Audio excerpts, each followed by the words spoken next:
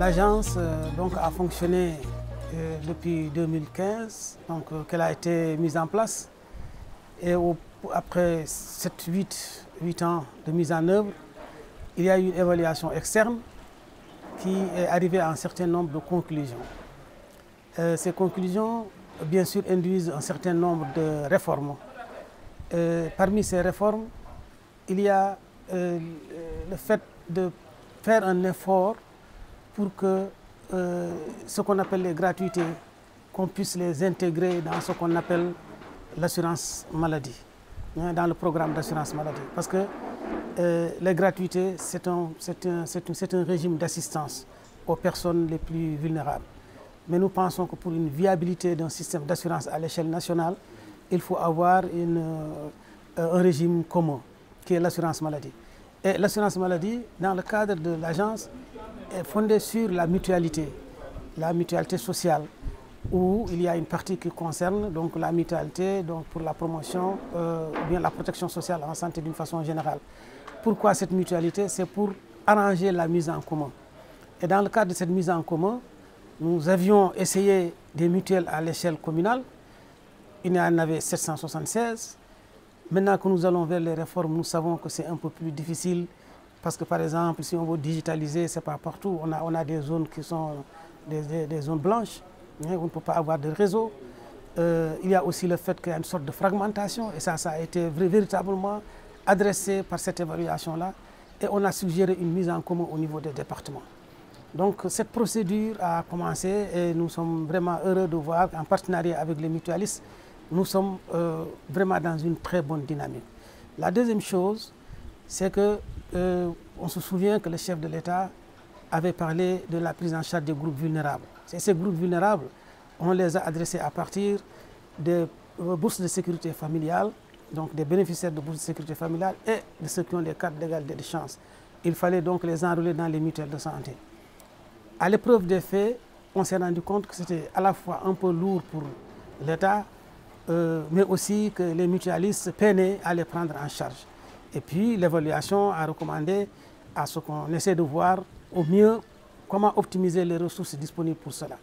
Et à ce niveau, nous avons pensé que c'était important de le faire comme on le fait pour les gratuités, c'est-à-dire de laisser chaque malade aller se traiter et on paye la facture, plutôt que de payer 7 500 à 9 500 par personne, parce que les bénéficiaires de bourse, c'est à la fois les bénéficiaires et les membres des ménages, ce qui nous amènerait à 21 milliards par an. Donc c'est insoutenable. Et donc nous avons utilisé au mieux les ressources qui étaient à notre disposition. Donc ça c'est une des approches. L'autre volet, c'est vraiment ce qu'on appelle les subventions classiques. Là aussi, bon, évidemment, il y a eu ce qu'on a remarqué, c'est que les subventions viennent à l'année N+1. Et comme un budget, c'est un budget annuel, naturellement, nous avons aussi pensé que c'était important de revoir la forme de subvention. Il ne s'agit pas d'éliminer ces subventions, parce que le chef de l'État a effectivement dit qu'il fallait payer la contrepartie de la cotisation. Mais ce qu'on note, c'est que la contrepartie, la demande de subvention vient 1 an, 2 ans après. Et naturellement, le budget en cours ne peut pas le prendre en compte. On s'est dit que la meilleure manière d'adresser cette question, c'est véritablement de payer les prestations jusqu'à hauteur de 3 500 francs. Autrement dit, s'il y a 1 million d'adhérents, l'agence est prête à payer 3 500 fois 1 million, mais en termes de prestations. Et l'avantage pour ça, c'est que véritablement, ça permet aux ressources d'aller directement aux derniers bénéficiaires.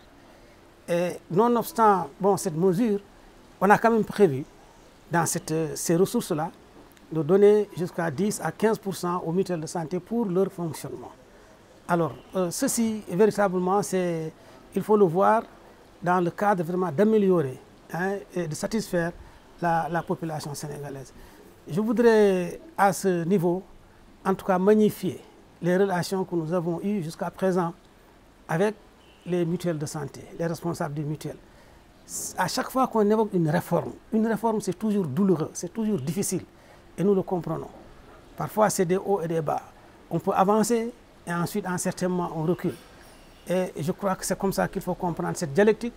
Nous espérons qu'avec le bon esprit, le partenariat que nous avons tissé, nous pouvons aboutir à un très bon résultat au profit des populations sénégalaises, surtout en cette année où on dit que c'est une année sociale. Il faut tout faire pour que vraiment les populations puissent bénéficier de ces ressources. Maintenant, parallèlement à ça, bien sûr, nous savons que nous devons adresser des aspects qui sont importants. La communication, elle nous semble essentielle. Jusque-là, nous avons communiqué sur des aspects institutionnels. Je crois que maintenant qu'il faut adresser la communication en profondeur pour amener les gens à se motiver, à s'engager et à entrer dans la mutualité. Il faut aussi, de notre côté, qu'on puisse voir quels sont les principes tels que ça a été défini dans la stratégie nationale de financement de la santé, comment aller vers des adhésions systématiques. C'est-à-dire qu'à chaque fois que l'État dans un secteur intervient, qu'on donne du travail à quelqu'un, qu'on lui donne des financements pour qu'il puisse adhérer directement à une mutuelle, ce qui lui permettra en tout cas d'avoir une bonne santé ou bien de recouvrer très facilement sa santé pour continuer à être productif. Donc ces messages forts-là, on doit pouvoir les sélectionner autour d'une stratégie forte qui permet d'adresser des cibles spécifiques pour que les Sénégalais puissent avoir une vision commune de ce que c'est que la couverture maladie universelle et non seulement penser que la couverture maladie universelle, c'est les 0,5 ans. L'autre chose qui est importante, c'est quand on est dans un pays, il ne doit pas y avoir d'îlots. Hein? Des îlots, je me traite dans un département, je me traite dans une région, je ne peux pas aller faire ailleurs. Ce n'est pas possible. Il faut que chaque personne, dans ses déplacements, dans la dynamique donc, de déplacement des individus, à chaque fois qu'il y a un événement morbide, une maladie qui survient, qu'il puisse être pris en charge dans n'importe quel coin du territoire. Cela signifie quoi? C'est qu'il faut digitaliser, il faut immatriculer les gens, il faut que chacun ait son numéro unique, il faut qu'on puisse avoir donc un système de numérisation qui permet de savoir qui est qui, dans quelle mesure il a un paquet, par quel système d'assurance il est couvert et quel est le paquet auquel il a droit, le prendre en charge en conséquence pour qu'il puisse restaurer sa santé. Donc globalement, c'est ça les réformes. Et je voudrais saluer toutes les parties prenantes qui se sont engagées donc, dans ce processus. Et j'espère que bientôt on va aboutir donc, à la fois à ces réformes, mais aussi aboutir à la satisfaction des populations sénégalaises. Parce que Balangane Nam Nefa, comme on le dit, et voilà.